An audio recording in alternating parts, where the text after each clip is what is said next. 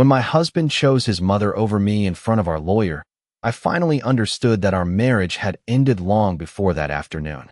Richard sat beside Margaret at the polished walnut conference table as if I were the stranger in the room, and for a moment I simply watched them in silence. My husband of 38 years had once reached for my hand without thinking. That day, he folded his hands in his lap and waited for me to sign away the life we had built together. Daniel Reeves, the attorney, slid a neat stack of papers toward me. The pages made a soft sound against the wood, almost polite, almost harmless. Margaret smiled the way women like her do when they believe kindness is something they can perform after the damage is done. "This is the practical solution, Evelyn," she said, smoothing the cuff of her cream wool jacket. She was 88 years old, still perfectly coiffed, still wearing pearls at 2 in the afternoon like she was born in them. "You don't need the burden of a 5-bedroom house anymore." A burden. I almost laughed. I was the one who had painted every hallway in that house, who had chosen the brass fixtures in the kitchen, who had stayed up through winter storms with towels at the back door because the old frame let in drafts. I had planted the hydrangeas along the walkway one June when Richard was too busy traveling for work and Margaret was too busy criticizing the shade of blue. Burden was not the word for that house. It was proof. "Mom's right," Richard said, and even now, I can still remember how calmly he said it, as if he were discussing the weather or a grocery list. "It's too much for you now. We've all been thinking about what makes the most sense." We. That small word landed harder than any insult. Not you and I. Not us. We. Meaning him and Margaret. Meaning the family I had apparently been removed from without being informed. I looked down at the first page. Transfer of occupancy rights. Temporary financial restructuring. Recommended relocation for long-term comfort and care. It was dressed in gentle language, the way betrayal often is when it wants to look respectable. I could feel Margaret watching me, waiting for tears, for pleading, for some little collapse she could later describe as unfortunate but necessary. Instead, I lifted my eyes to Daniel. He had known us for years. He had helped with Richard's business contracts, with estate planning, with the paperwork after Richard's father died. He didn't look at Margaret. He didn't look at Richard. He looked at me. And in that brief, quiet pause, something inside me settled into place. "Before I sign anything," I said, folding my hands carefully over the untouched pages, "I'd like the original property records brought into the room." Richard blinked. Margaret's smile thinned. Daniel reached for a second folder he had kept beside his briefcase, one no one had mentioned when I walked in. That was the moment I stopped feeling hurt. Hurt is soft. Hurt waits to be comforted. What I felt then was clarity, sharp and cold as January air coming through an open door. They thought I had come there to surrender. They had no idea I had come to make sure the truth was finally read out loud. Daniel opened the second folder without a word.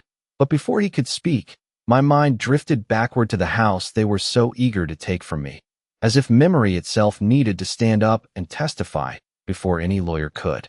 3 days earlier, I had been standing in my kitchen just after 7 in the morning, barefoot on the cool tile, waiting for the coffee maker to finish its slow, familiar hiss. The October light came in pale through the window above the sink, touching the edge of the fruit bowl, the brass faucet, the little chip in the sugar dish I had kept for 22 years because Richard once said it made the kitchen feel lived in. That was before everything in that house started feeling arranged for someone else. Margaret had been staying with us for 6 weeks by then. At least that was the official version. After a mild fall in her garden and a dramatic speech from Richard about how family takes care of family, she had arrived with 3 monogrammed suitcases, 2 hat boxes, and enough opinions to fill every room before she unpacked a single blouse. The guest room had become her suite by the second evening. By the end of the first week, she had moved her prescription organizer onto the breakfast table, her cashmere throws onto the living room sofa, and her framed photograph of Richard at age 10 onto the mantel where my wedding portrait used to sit. I had not moved it back. That was the first thing I still regret. "You make the coffee too strong," she called from the doorway that morning, not even offering a good morning, not even pretending she had not been listening to me move around the kitchen for the last 15 minutes. She wore one of Richard's old navy robes, tied too tightly at the waist, like she was already dressing for ownership. "It gives me heartburn." "Then I can make a separate pot," I said, because that is what I had done for most of my marriage. I adjusted. I softened. I made room. She stepped farther in and looked around my kitchen with that cool little smile of hers. No need. Richard likes it this way. Not you. Richard. Always Richard. As if the house bent around his preferences and hers, and I was only there to maintain the illusion that it had all happened naturally. A few minutes later, he came downstairs in his gray slacks and blue button-down, already dressed for the office, already checking his phone. He kissed the top of his mother's head. He did not kiss mine. It was such a small omission. That is how these things begin. Not with shouting. Not with slammed doors. With absences. With gestures that disappear so quietly, you almost convince yourself you imagined them. I moved the bank statements to my study, he said, pouring coffee into his travel mug. Mom got confused with all the mail on the counter. I turned and looked at him. I have always handled the household accounts. He shrugged, not cruelly, which somehow made it worse. I'm just trying to simplify things. Simplify. Another clean word for theft when spoken by the right people in a calm enough voice. Margaret stirred a packet of sweetener into her tea and glanced at me over the rim of her cup. At our age, dear, simpler is kinder. Our age. She said it as if we were peers, as if I had not spent decades running that house while she floated in and out of it on holidays and criticisms. I stood there holding the coffee pot, watching my husband pick up his keys from the bowl I had bought in Vermont on our 20th anniversary, and I understood something I had been trying not to see. They were not adjusting to my life. They were rearranging it. Quietly, patiently, one drawer, one document, one seat at the table at a time. Richard did not come home for dinner that night, which would have once sent me into a quiet kind of worry. For years, I had been the woman who kept a roast warm in the oven an extra 30 minutes, who called once and then waited, who believed lateness meant work, traffic, or some harmless delay. By then, I knew better. He texted at 6:12. Dinner with a client. Do not wait up. It was the period at the end that bothered me most. So final. So efficient.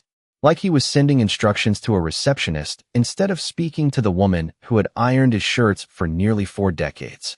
Margaret was already seated at the kitchen island when my phone lit up, though she had no reason to be there. She had eaten at 5, as she now insisted on doing, because apparently late dinners were bad for digestion and my old schedule had been impractical all along. A half-finished cup of chamomile tea sat beside her, and she watched my face in the reflection of the dark microwave door instead of looking at me directly.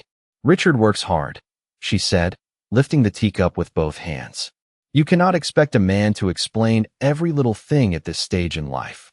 I set my phone face down on the counter. I have never asked for every little thing. No, she said softly. But you do ask for a great many things that used to matter more than they do now. That was the first time she said it plainly enough for me to stop pretending I had misunderstood her.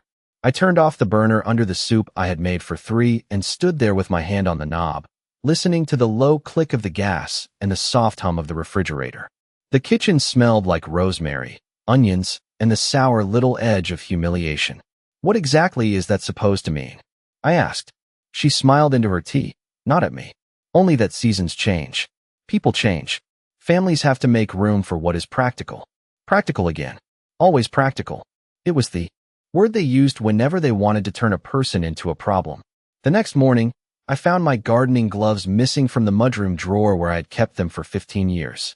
In their place sat Margaret's leather driving gloves, lined up neatly as if they had always belonged there. Later that afternoon, I went upstairs to put away laundry and noticed the linen closet had been reorganized. The guest towels I used for company were stacked on the top shelf. My everyday bath towels had been moved lower, beside the cleaning rags. It sounds petty when I say it now. A pair of gloves. A shelf of towels. But people do not erase you all at once. They do it by teaching the house to forget you first. That evening, Richard came home just after 8, smelling faintly of cold air and the expensive cedar soap he only used when he showered at the office gym. Margaret was in the den, and he went to her first. I heard the murmur of their voices before he came into the kitchen where I was wiping down counters that did not need wiping. Mom thinks it might be easier if we move some things around upstairs, he said, loosening his tie. She is having trouble with the stairs at night. I looked at him. The guest room is downstairs. He hesitated. Only for a second. She would be more comfortable in the primary suite for a while. There it was. Not a request. Not even an argument. a sentence delivered like a decision that had already been made somewhere else. I stared at him, really stared, and for the first time I saw what had changed. He was not caught in the middle. He had chosen a side long before he admitted there was one. And in that moment, standing in my own kitchen with a dish towel in my hands, I understood that Margaret was not trying to visit our life. She was trying to inherit it while I was still living in it. After Richard said it, neither of us spoke for several seconds. The dish towel in my hands had gone still, and the kitchen seemed to sharpen around me in that strange way rooms do when you realize something important has just been taken from you. The clock over the stove ticked too loudly. The refrigerator hummed. Somewhere in the den, Margaret laughed softly at something on television, the sound warm and harmless enough to fool anyone who had not spent years learning the difference between sweetness and possession. "You want your mother in our bedroom," I said at last, my voice quieter than I expected. Richard leaned one shoulder against the counter and rubbed the back of his neck the way he always did when he wanted to look burdened instead of guilty. "Just for a little while. She is older now. She needs comfort." I almost asked him what he thought I had been providing all these years, if not comfort. But some questions are wasted on people who already know the answer and simply prefer not to say it out loud. Instead, I looked past him toward the hallway that led to the front door, and in my mind I saw the first time we had walked into that house together. I was 25. He was 29. It was early spring, and the previous owners had left behind faded floral wallpaper in the breakfast nook and a cracked mailbox leaning slightly to the left. Richard had stood in the empty living room with his hands on his hips and grinned like a boy. "She needs work," he had said. "So do we," I told him, and he laughed and kissed me before there was even furniture in the place. Back then, the house had not looked like much. The roof needed patching. The kitchen floor was linoleum curling at the edges. The upstairs bathroom had pink tile, so bright it nearly glowed. But I loved it instantly because it felt possible. My father had passed away the year before, and the modest inheritance he left me became the down payment that made the impossible suddenly practical. Richard never forgot to mention how lucky we were. He just stopped mentioning what had made that luck possible. I was the one who sat at our little rental apartment table with a yellow legal pad and calculated what we could afford each month. I was the one who skipped a new car for 6 years so we could replace the windows. I was the one who refinished the kitchen cabinets with my own hands one humid July while Richard was on a sales trip in Chicago. When his small consulting business nearly folded in the recession, it was my savings account that kept the mortgage current. I did not tell anyone that at the time. Not even Margaret. Especially not Margaret. She had always spoken about the house as if it belonged to the Carter men by blood right, as though deeds and bank drafts and 30 years of labor were merely decorative details. Even when she came for Christmas dinners and admired the polished silver or the candles on the table, she would say things like, "This home has such strong Carter bones." Never once did she say my name in the same sentence. Standing there in the kitchen, I remembered all of it in one sharp, quiet rush. The sacrifices. The overtime shifts I took at the library when Richard needed breathing room. The weekends spent sanding trim. The meals stretched when business was slow. The year Margaret had hip surgery, and I drove her to every appointment for 3 months while she corrected my driving and complained about the radio. I had folded myself around that family so many times I had nearly disappeared inside it. Richard was still talking, saying something about logistics, about comfort, about not making this harder than it needed to be. But I barely heard him, because for the first time in years, I was not listening to what he wanted. I was listening to the truth beneath it. They were not asking me to make room for an old woman. They were counting on me to forget that I had built the room in the first place. The next morning, I did something I had not done in years. I called someone before I called Richard. He had already left for the office by the time I came downstairs, his coffee mug rinsed and left upside down on the drying mat, his breakfast plate in the dishwasher, his side of the bed made with the stiff, efficient neatness of a man who wanted to look blameless. Margaret was still asleep, or pretending to be. The house was quiet in that brittle way it gets after too much has been said, without anything truly being spoken. I stood in the kitchen with my phone in my hand and stared at the contact name for several seconds before pressing it. Daniel Reeves answered on the second ring, his voice low and measured, the same voice he used when reviewing documents no one else had read carefully enough. "Evelyn," he said, and something in the way he said my name made me stand a little straighter. Not dear, not honey, not poor thing. Just Evelyn. I hope I am not calling too early, I said. Not at all. I looked toward the staircase before lowering my voice. I need to ask you something, and I would like a direct answer. He was quiet for half a beat. Then ask it. I took a breath. Has Richard been preparing paperwork that affects my rights to the house? Silence can tell the truth faster than words. I heard the faint rustle of paper on his end, then the careful exhale of a man who had spent too many years in rooms where families smiled while they sharpened knives with legal language. I cannot discuss everything without a formal meeting, he said, which was exactly what a cautious attorney should say. Then he added, but I can tell you this. If anyone has asked you to sign something quickly, do not. My fingers tightened around the phone. So there is something. There is movement, he said, and there are assumptions being made that I am not certain are supported by the original records. Original records? The phrase landed like a key turning in a lock I had forgotten existed. What kind of assumptions? I asked. About ownership, he said carefully. About contribution. About what can be treated as simple marital convenience and what cannot. I closed my eyes for a moment. I could see the old manila folder in the cedar chest upstairs, the one with the house documents, insurance papers, and the letter from my father's estate attorney that I had not looked at in years because I had believed marriage meant not needing receipts for love. If those original records were reviewed, I asked, would things look different than Richard expects? Daniel did not answer immediately, but when he did, his tone had changed. Less guarded, more deliberate, potentially very different. My hand went still. Somewhere upstairs, a floorboard creaked. Margaret was awake. Why are you telling me this now? I asked. He gave a soft sigh. Because I have known you a long time, Evelyn. And because there is a difference between helping a family plan its future and watching one person be quietly removed from it. I looked around. My kitchen then, at the white ceramic canisters, the blue runner by the sink, the little basket of grocery coupons I still clipped every Sunday out of habit, and for the first time in days, I did not feel confused. I felt precise. If there is a meeting, I said, keeping my voice calm, I want every original document present. That would be wise, Daniel said. And Evelyn? Yes. Do not let them make you feel as if memory is not evidence. After we hung up, I stood there for another moment, listening to the silence settle around me. Then I went upstairs, opened the cedar chest at the foot of the bed, and lifted out the old manila folder with both hands. The edges were soft from time. My name was written on the tab in my own neat handwriting. Not Mrs. Richard Carter. Not family records. Just Evelyn. That was the moment the hurt inside me changed shape.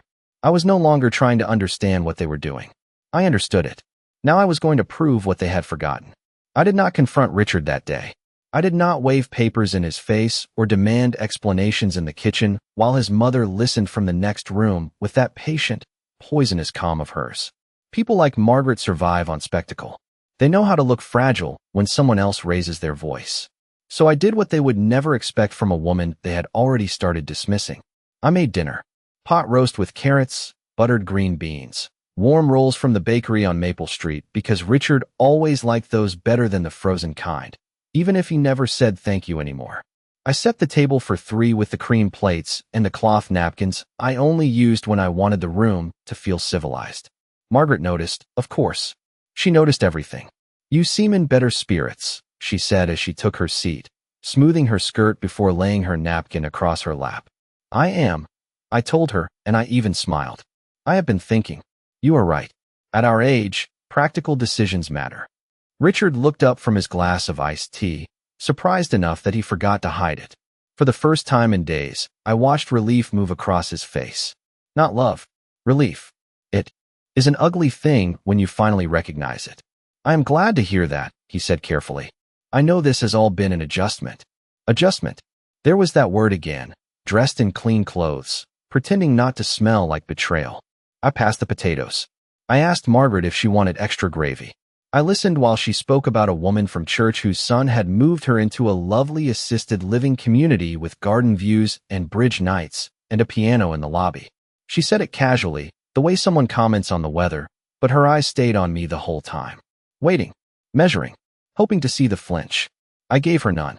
After dinner, while Richard loaded the dishwasher with the clumsy efficiency of a man trying to appear useful, I went upstairs with the old manila folder tucked beneath a stack of folded sweaters in the laundry basket.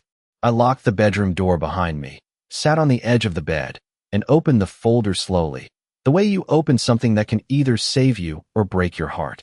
The deed was there, the original mortgage documents, the wire transfer receipt from my father's estate account, a typed letter from the estate attorney confirming the inheritance distribution, even the yellowed invoice from the roofing company we hired the summer after we moved in, when a storm tore shingles off the back slope and Richard said we would have to wait until next year unless I wanted to use some of that family money.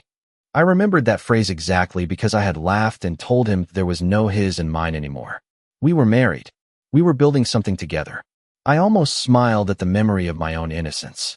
Then I found what I had not realized I still had, a notarized addendum from our refinance, signed 21 years earlier, acknowledging that the initial down payment and a substantial capital contribution came from my separate inherited funds.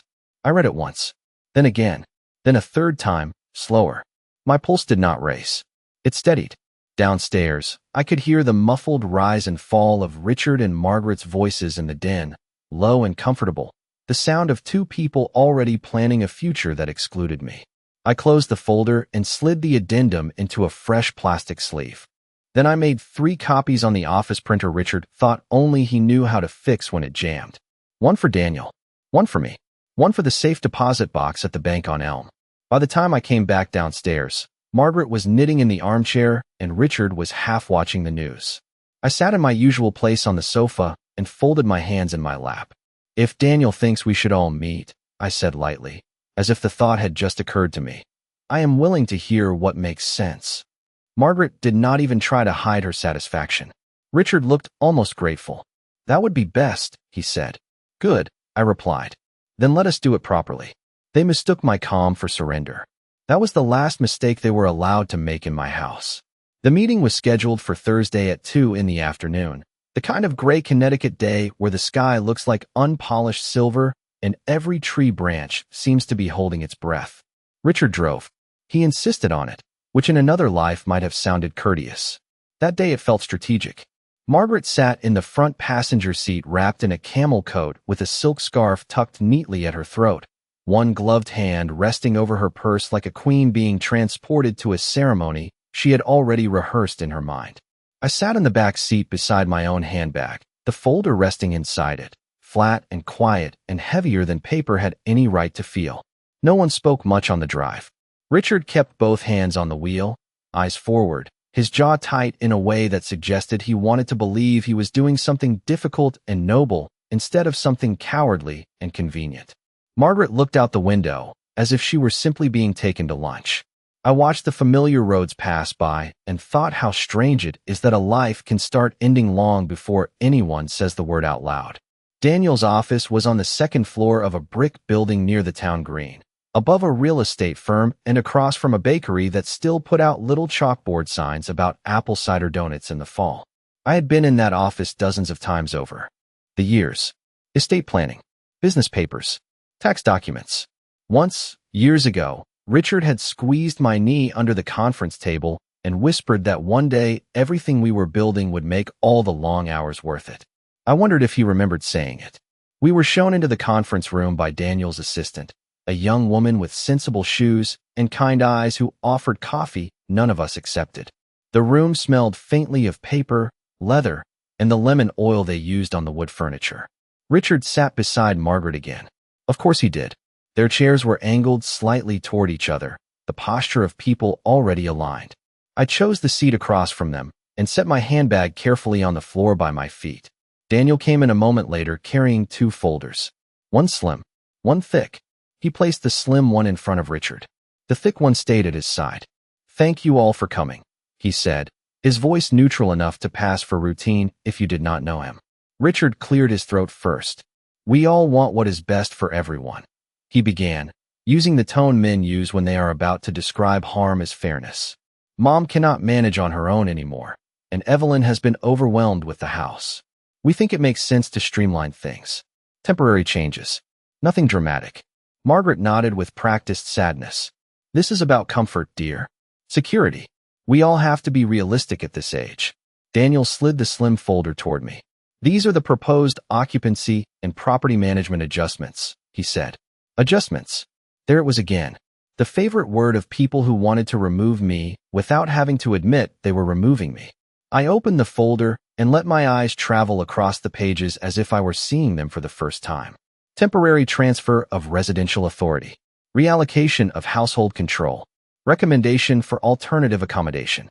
Even the phrasing was smug. Not cruel enough to alarm an outsider. Just polished enough to sound humane.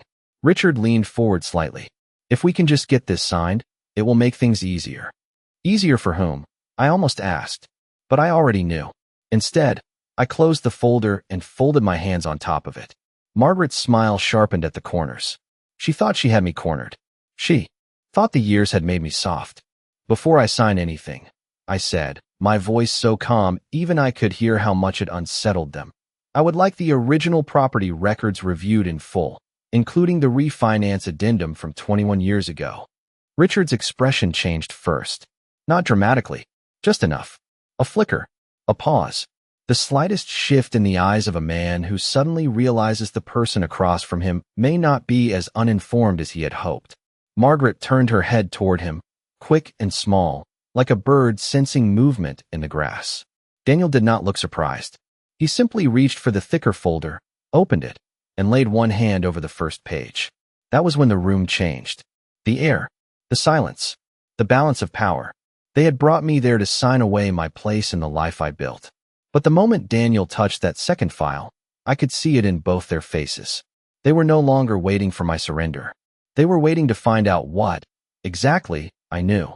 Daniel opened the thick folder with the unhurried precision of a man who understood that timing can be as powerful as language. He did not rush to fill the silence. He let it settle first. Let Richard sit with that new stiffness in his shoulders. Let Margaret keep her chin high a second longer before the confidence in her face began to harden into something more brittle. Then he adjusted his glasses and looked directly at the first page. Before any proposed changes can be discussed, he said, there are several facts in the original property record that need to be clarified for the sake of accuracy. Accuracy. Such a gentle word for the beginning of a collapse. Richard shifted in his chair. Daniel, I think we all understand the house is a marital asset. Partially, Daniel said, not unkindly, but not in the way you appear to have assumed. He slid a copy of the refinance addendum across the table. One to Richard, one to Margaret. One remained in front of him. I did not touch mine. I already knew what it said. I had read it enough times the night before that I could have recited it from memory. Richard scanned the page first, his eyes moving too quickly at the top, then slowing. Halfway down, I watched the exact moment he reached the language that mattered. The initial down payment and a substantial capital contribution toward the property were derived from separate inherited funds belonging to Evelyn Carter to be preserved in any future asset allocation review. His face did not fall all at once. Men like Richard do not allow themselves that kind of honesty. It changed in increments. The jaw tightened. The color shifted. The eyes narrowed as if the paper itself had offended him by refusing to cooperate. Margaret reached for her copy with a hand that was suddenly less steady than usual. This is old paperwork, she said after a beat too long. Surely that does not control the current reality. Daniel folded his hands. It controls more than you might think. Especially when it is tied to the deed history, the refinance structure, and the source of capital used to preserve the property during the business downturn in 2008. Richard looked up sharply. What does my business have to do with this? Daniel met his gaze. Your consulting firm experienced liquidity issues that year. Mortgage payments were maintained in part through transfers from Mrs. Carter's separate funds. There is documentation. I watched him then. The man I had once believed would protect me simply because I loved him.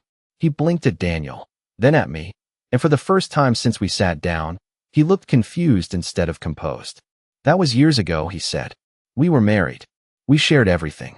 Shared, I said softly, finally speaking, is an interesting word to use now. Margaret's lips pressed into a thin line. This is absurd. Evelyn is being emotional and turning old records into a weapon. I almost smiled at that. Emotional. I had not raised my voice once. I had not cried.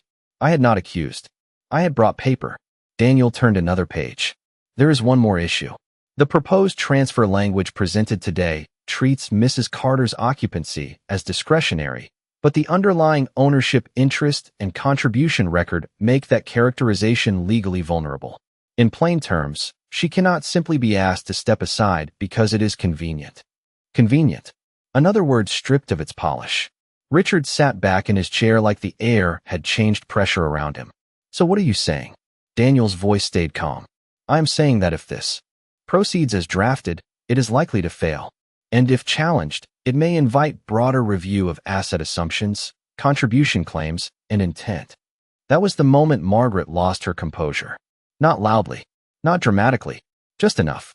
She turned toward Richard with that sharp little movement I had seen 1,000 times, the one that meant she was no longer managing him but blaming him.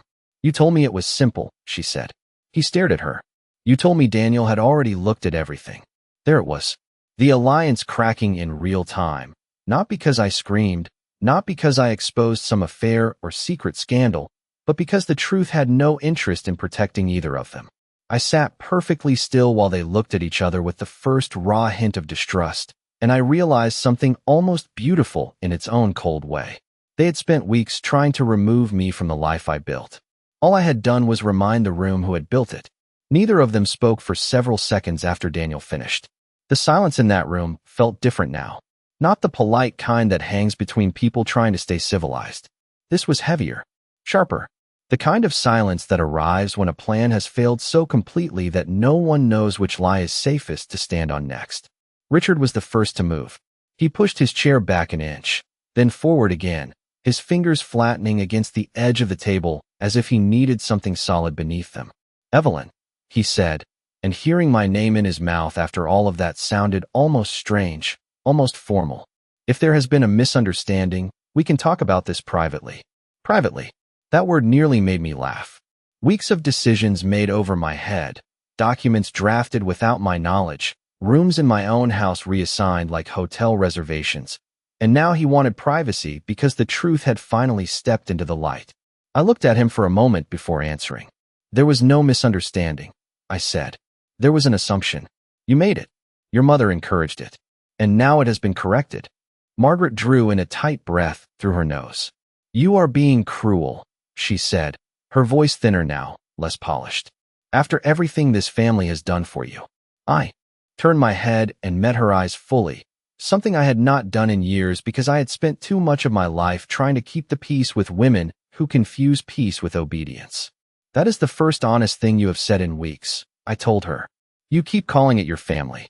I let the words settle before I continued. I was the one who kept that family fed when Richard's business nearly collapsed. I was the one who drove you to appointments after your surgery. I was the one who paid for the repairs that kept that house standing. If you want to speak about what was done for me, we will need a much shorter conversation. Daniel said nothing. He did not need to. The documents were doing all the speaking that mattered. Richard looked at me then with something I had not seen in a long time. Not tenderness. Not remorse. Not yet. Something closer to disbelief. As if he had only just realized that the quiet woman across from him had been listening all along. So what do you want? He asked. There it was. Not how do we fix this? Not are you hurt? Not I am sorry. What do you want? The language of negotiation. The language of a man who had mistaken marriage for a long arrangement he could rewrite when it became inconvenient. I folded the unsigned papers and slid them back across the table toward Daniel. I want nothing from this draft, I said. And I will not be leaving my home under pressure, confusion, or false kindness. Margaret opened her mouth, but Daniel raised one hand slightly, not rude, just final. Mrs. Carter is within her rights, he said. Any future discussion will need to reflect that reality.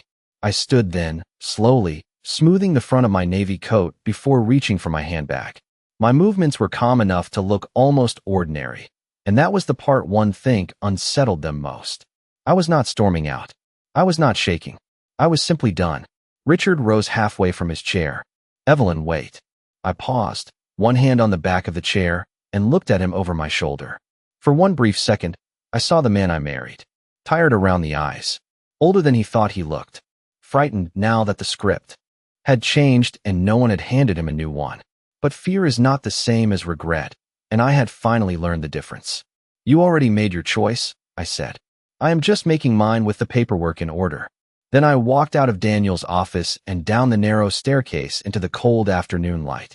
The wind cut across the town green, sharp enough to sting my cheeks, and the bakery across the street was setting out a tray of fresh cinnamon rolls behind the window. Life, absurdly, was continuing. Cars moved.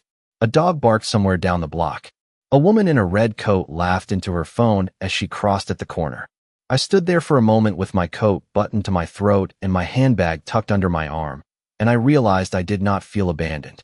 I felt returned to myself. I did not need Richard to choose me over his mother. I needed him to stop pretending he had ever chosen me fully at all. And now that truth belonged to the room, to the records, to the law, and most importantly, to me.